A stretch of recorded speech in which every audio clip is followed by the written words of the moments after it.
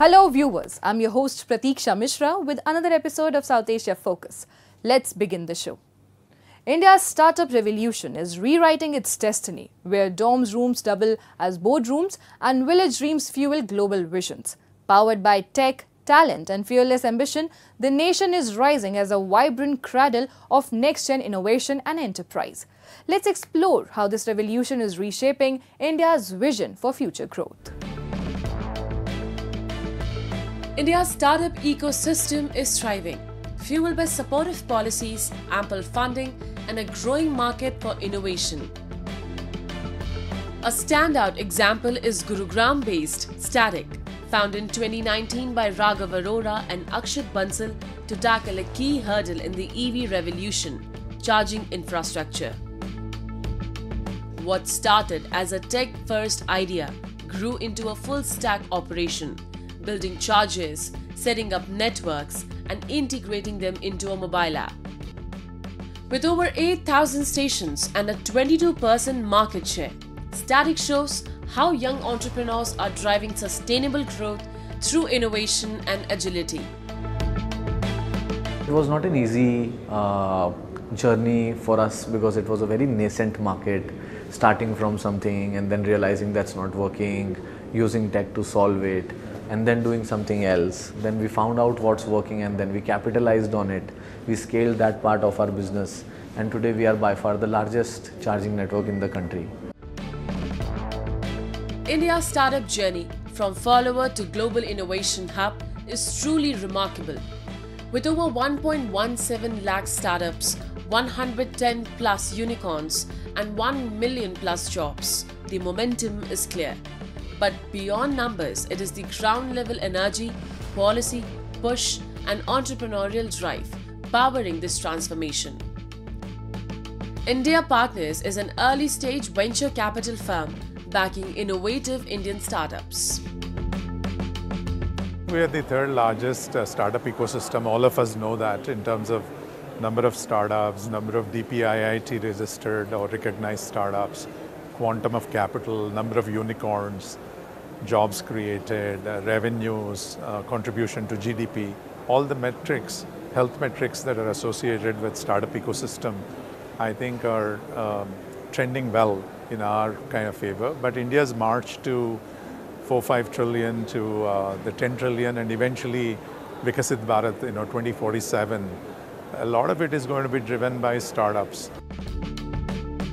Government initiatives like Startup India, SIDBI's Fund of Funds, and new missions in AI, semiconductors, and biotech are fueling real innovation.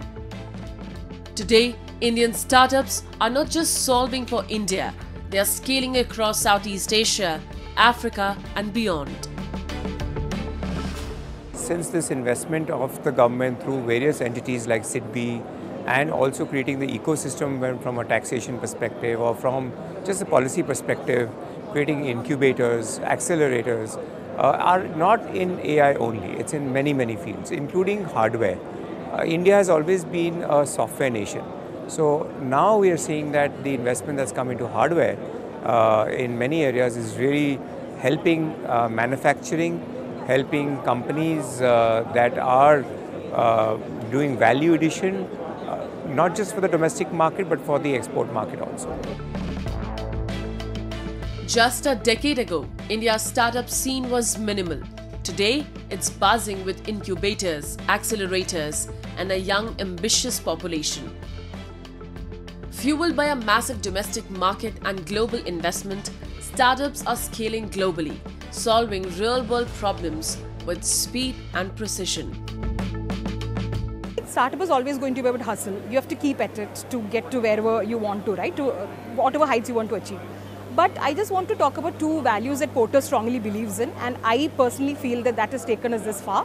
One is being user obsessed. So know your user and solve for their problems. That really helps you. Basically understand your user, solve for their problems. That really helps you to have more of a solution-oriented approach in solving for any problems. I think there can't be any better time than this for at least Indian startups, I think. 10 years back, 15 years back, the startup ecosystem is completely absent.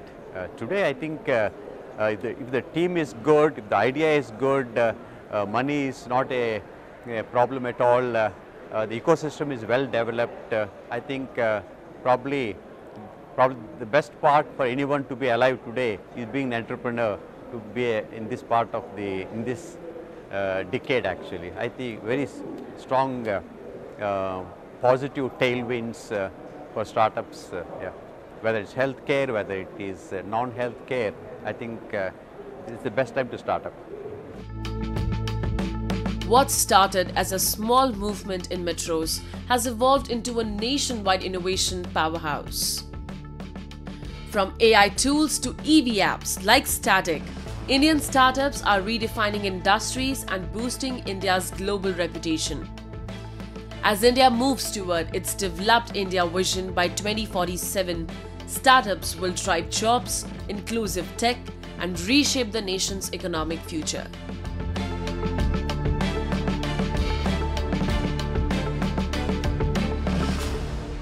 A long march in Toronto called for justice, with protesters demanding the immediate release of Dr. Maharang Baloch and other detained Baloch activists. The rally highlighted the ongoing human rights abuses in Balochistan, including enforced disappearances and extrajudicial killings. Demonstrators urged the international community, particularly in Canada, to hold Pakistan accountable. For decades, the Baloch people have raised their voices against enforced disappearances, extrajudicial killings, and systemic oppression in Pakistan Balochistan province.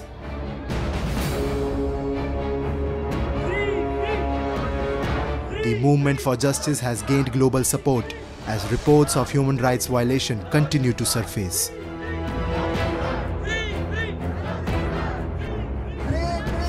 In a powerful display of solidarity, the Baloch Human Rights Council of Canada organized a long march in Toronto.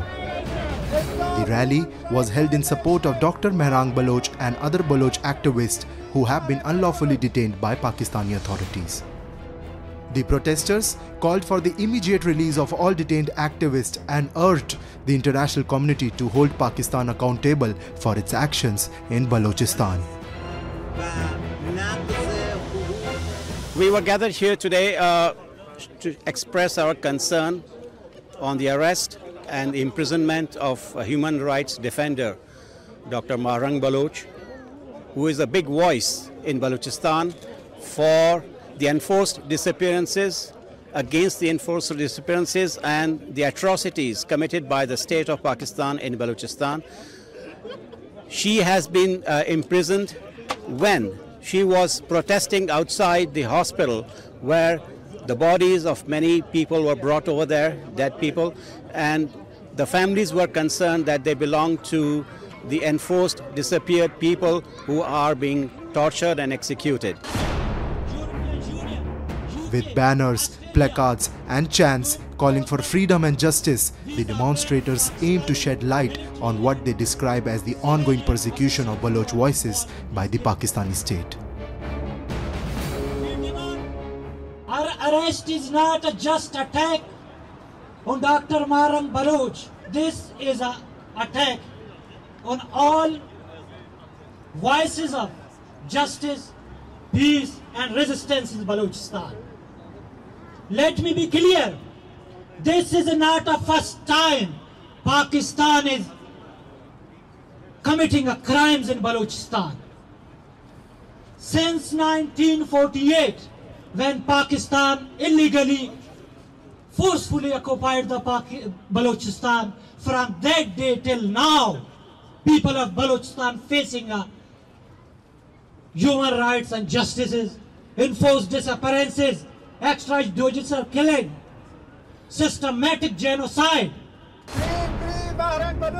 The rally sent a strong message to Canadian lawmakers and international observers, urging them to step beyond statements of concern and take tangible diplomatic action.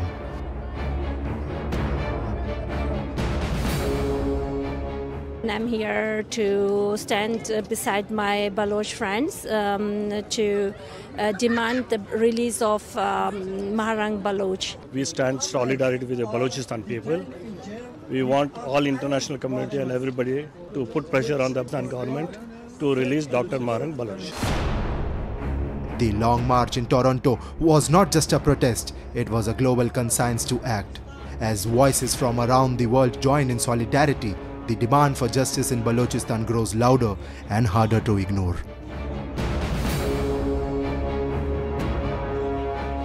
Time now for Asia This Week, the stories from across the continent. Iran's Supreme Leader Ayatollah Ali Khamenei said on Tuesday he is neither overly optimistic nor pessimistic regarding nuclear talks with the United States. It was Khamenei's first comments reacting to the start of the US-Iran talks, which started on April 12 in Oman. Both delegations described the talks in Oman as positive and have agreed to convene once more on April 19, with Tehran saying the meeting will take place again in Muscat.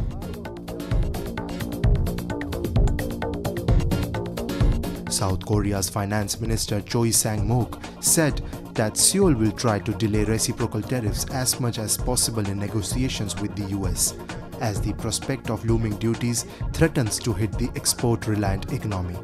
South Korea was among the countries that US Treasury Secretary Scott Bessent has said Washington would sit down with to discuss the tariffs imposed by US President Donald Trump.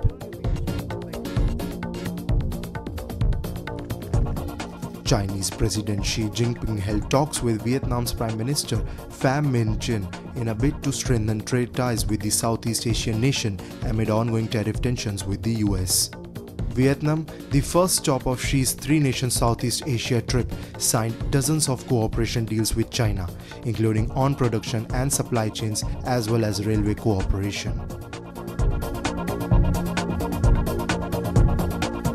In Kabla, Iraq, palm tree farms are being restored as part of a national farming plan. The Iraq-Iran war had destroyed many trees and forced farmers to leave. Now the government is planning traditional and imported palm types like Majul. Projects like Fadak Palm Farm are helping save and grow more trees. Iraq now has over 22 million palm trees, showing strong efforts to improve farming and the economy. Students in Pakistan-occupied Gilgit-Baltistan are raising their voices in protest against ongoing educational crisis. With only a month left before their board exams, many students are shocked to find that their registration forms have been rejected. Due to the lack of government colleges, they were forced to enroll in private institutions, only to face further financial hurdles. A report. In Pakistan-occupied Gilgit-Baltistan, students are protesting against a major educational crisis. Recently, students gathered outside the Gilgit Press Club to voice their anger over the cancellation of their registration forms just 1 month before their board exams. उनको पता था कि ये मसलियात उनके साथ है, तो उन्होंने साफ-साफ हमें डिग्री नहीं देना था, तो उन्होंने डिग्री भी दिया है। तो हम लोग कॉलेज में दाखिला, कोई सरकारी कॉलेज नहीं था, कोई सरकारी कॉलेज नहीं था, तो इसलिए प्राइवेट कॉलेज में हमें दाखिला लेना पड़ा। वहाँ पे गए तो मार्च तक जो है ना हम लोगों ने फीस हमसे वसूल की गई है, और साल के शुरू में हमें ये बताते हैं कि आप लोगों के फॉर्म कैंसिल हो गए और ये मामला जो है ना उधर चल रहे हैं। तो हम फिर भी अपना निज़ाम खुद बनाते हैं, लेकिन साल के एंड पे तकरीबन पेपरों के लिए 1 महीना रह गया है।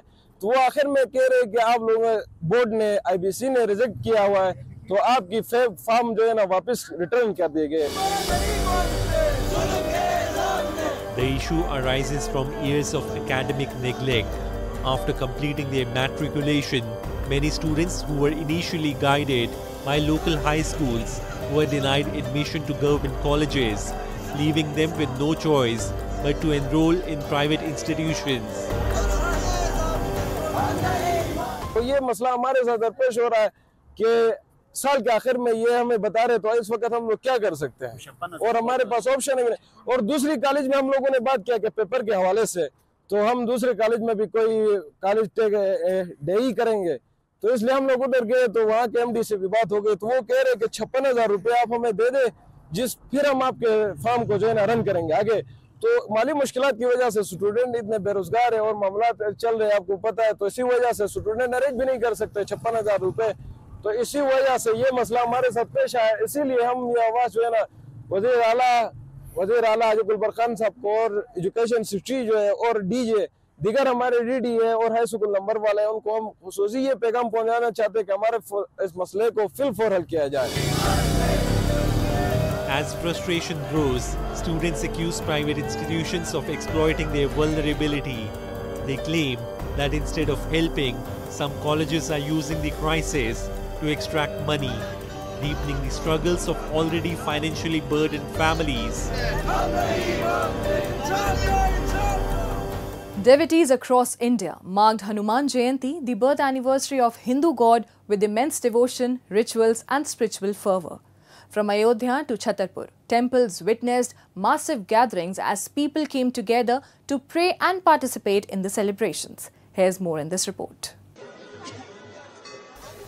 Devotees across India came together to celebrate Hanuman Jayanti, the birth anniversary of Lord Hanuman, one of the most revered deities in Hinduism, known for its strength, devotion and selfless service.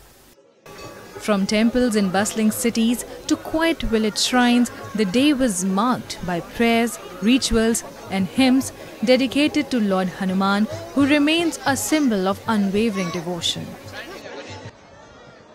In Ayodhya, the sacred city in northern Uttar Pradesh and the birthplace of Lord Ram, thousands of devotees thronged temples to offer prayers and chant devotional songs in honor of Lord Hanuman. According to the Hindu epic Ramayana, Lord Hanuman played a crucial role in aiding Lord Ram in his battle against the demon king Ravan. Hanuman is worshipped not only for his divine powers but also for his undying loyalty to Lord Ram and his consort Sita. आज हनुमान जी महोत्सव पे हमको बहुत अच्छा लगा, बहुत अच्छी अनुभूति हुई। दर्शन बहुत अच्छे हुए हमारे। हाँ, भीड़ बहुत थी। The spirit of Hanuman Jayanti was equally vibrant in other parts of the country. At Sri Hanuman Mandir in Bandharna, Madhya Pradesh, the celebrations began in the early hours of the morning with elaborate rituals and spiritual gatherings. Devotees participated in Rudra Abhishek, chanted mantras and joined the Maha-Aarti, creating a divine and electrifying atmosphere. आज आपने देखा कि रुद्राभिषेक 2 बजे से शुरू हुआ, अभी महाआरती संपन्न हुई है। लगभग 3 लाख से 4 लाख श्रद्धालु आने का अनुमान है और हम ट्रस्ट की ओर से सभी श्रद्धालुओं को आग्रह करते हैं कि शांतिपूर्वक सुव्यवस्था और सभी कतारबद्ध होकर दर्शन करें। श्री मूर्ति का दर्शन अपने आप में हम सभी को धन्य करने वाला है। In Madhya Pradesh's Chhatarpur district, the historic Sri Moteke Mahavir Mandir in the Bundelkhand region became a center of devotion and festivity. Known for its ancient roots and spiritual importance, the temple attracted a sea of devotees who arrived from nearby towns and villages to take part in the celebrations. ये बुंदेलखंड क्षेत्र का ऐतिहासिक बहुत ही प्राचीन मंदिर श्री मोटेके महावीर नाम से प्रसिद्ध है। यहाँ पर आज हनुमान जन्मोत्सव का आयोजन किया जा रहा है। इसमें बुंदेलखंड क्षेत्र के और यहाँ बिल्कुल आसपास के सब श्रद्धालु सवेरे से ही तांता लगा हुआ है। यहाँ पर हवन, पूजन, आरती, प्रसाद वितरण, बहुत भव्य प्रोग्राम मनाया जाता है जो हर वर्ष की भांति इस वर्ष भी मनाया जा रहा है। हनुमान जी का जन्मोत्सव बहुत धूमधाम से मनाया जा रहा है। श्रद्धालु बहुत जोश है, उत्साह है और यहाँ के जो सुकून और शांति मिलती है उसका वर्णन नहीं किया जा सकता। As chants of Jai Hanuman echoed across temples and hearts alike, Hanuman Jayanti brought together millions in a shared spirit of faith, devotion and celebration. The festival not only honored Lord Hanuman's divine legacy but also strengthened the cultural and spiritual fabric of the nation. From chants to cheers, devotion echoed nationwide in honor of Lord Hanuman. And with that, we come to the end of this week's episode. See you next week. Till then, goodbye and take care.